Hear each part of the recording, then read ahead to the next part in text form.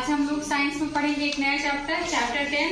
ठीक है, क्लास 8 की साइंस में मैं लक्ष्मी यादव विज्ञान विषय के साथ। चैप्टर 10 जो है उसका नाम है फसल उत्पादन। ठीक है, फसल उत्पादन एक क्या है, बहुत ही ज्यादा महत्वपूर्ण प्रक्रिया है, क्योंकि हम सब जान रहे हैं सर्वाइवल के लिए हमें जिन चीजों की आवश्यकता होती है उनमें से सबसे इम्पोर्टेंट चीज जो होती है उनमें से एक क्या है, भोजन। और भोजन हम लोग जो है भोजन के लिए मुख्य रूप से किस पर निर्भर होते हैं, अनाज पे।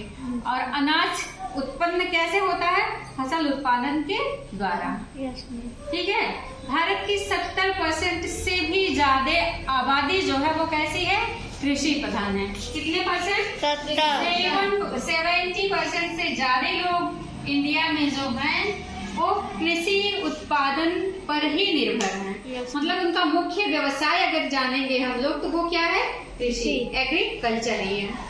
ठीक है, आइए हम लोग जाने फसल है क्या। तो किसी भी स्थान पर उगाए गए एक ही प्रकार के उपयोगी पौधों के समूह को क्या कहते हैं, फसल। जैसे गेहूं की फसल की अगर बात किया जाए तो ऐसा तो नहीं होता ना, उसी में गेहूं धान सब लगा दिया जाए एक साथ, वहां से क्या होता है, गेहूं होता है। ठीक है, तो किसी भी स्थान पर उपयोगी पौधा होना चाहिए, उसका कोई हमें लाभ हो। ठीक है, उपयोगी पौधों के समूह को एक स्थान पर उगाया जाना ही क्या है, फसल है। समझ रहे हैं आप लोग।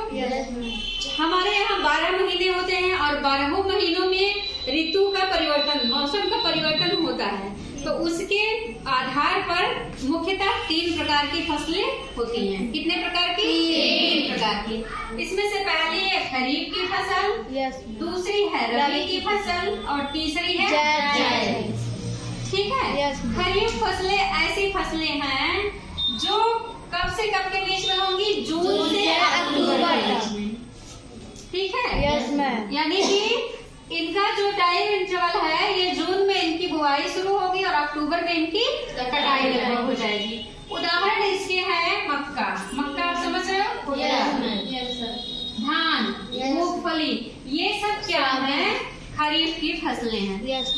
समझ रहे हैं। सेकेंड प्रकार जो है वो है रबी की फसल। रबी की फसल जो है ये ठंडक के मौसम में ज्यादातर मुख्यतः होगी, जितनी है सब क्या होगी, ठंडक के मौसम में। और ये टाइम होता है नवंबर से लेकर के अप्रैल। नवंबर में इसकी बुआई होती है, नवंबर दिसंबर में, और अप्रैल तक ये फसल तैयार हो जाती है, इसकी कटाई होगी।